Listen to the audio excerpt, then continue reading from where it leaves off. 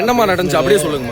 அப்படியே நடந்துச்சு, என்ன நடந்துச்சு அப்படியே சொல்லுங்க. நான் ஆட்டோ வந்து புக் பண்ணிருந்தோங்க. சொல்லுங்க. ஃபர்ஸ்ட் 150க்கு கேட்டிருந்தேன். நாங்க 150க்கு பண்றேன்னு சொல்லிட்டு வேற ஒருத்தர் கேன்சல் ஆயிடுச்சு, நான் வரேன்னு இவன் சொல்லியிருந்தான். சரின்னு சொல்லிட்டு இந்த பையன் வந்திருந்தான். வந்துட்டு 300 ரூபாங்க. நான் சொன்னேன் துபாய், இவன் துபாயிலேயே இருக்குது தெலுங்கு பாளையம் அப்படின்னு சொல்லி கேட்டேன். 4 கிலோமீட்டர் அவ்வளவு தூரம் கிடையாது. 4 கிலோமீட்டர் தானே, எதுக்கு இவ்வளவு கேக்குறீங்க? ஆனா என்ன ஆப்புங்க?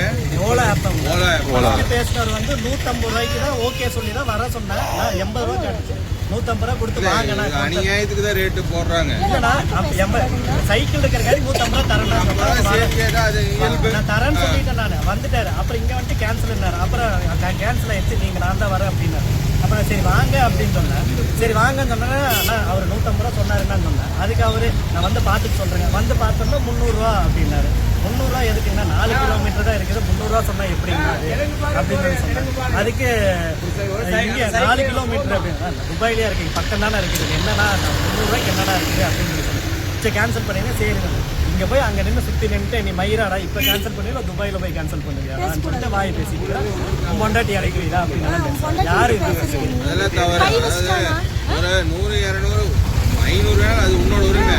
தேவையில்லாத வார்த்தைகள் வார்த்தை நம்ம தவறா பேசிக்கலாம். வந்து நீ 1000 ரூபாய் அது உன்னோட வண்டி, உன்னோட உரிமை. நான் பொண்டாட்டி நான் கேட்க கூடாதாங்கண்ணா? நான் பொண்டாட்டி கேட்க கூடாது, வேற யாரும் நான் கேட்பேன்? கண்டிப்பா நீங்க வேற யாரும் நான் கேட்க முடியுமா? நான் கேட்டுதான் அவன். சரிங்க நான் போட்டுருங்க. அவன் லொல்லு பேசி